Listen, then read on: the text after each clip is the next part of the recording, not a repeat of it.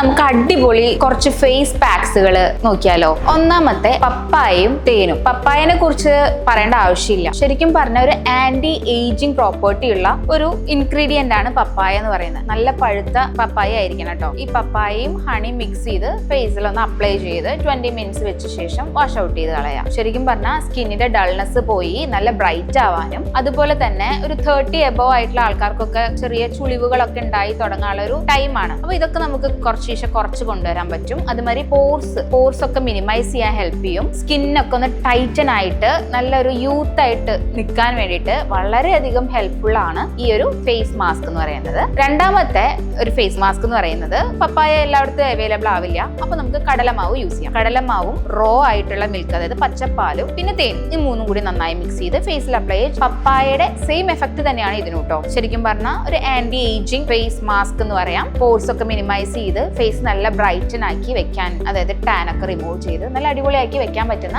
നല്ല അടിപൊളി 2 ഫേസ് മാസ്കുകളാണ് ഇതൊക്കെ. എല്ലാവരും ട്രൈ ചെയ്ത് നോക്കുക. അടുത്ത ഇൻട്രസ്റ്റിംഗ് ആയിട്ടുള്ള ബ്യൂട്ടിഫുൾ വീഡിയോ ആയിട്ട് നെക്സ്റ്റ് ടൈം കാണാം. ബൈ.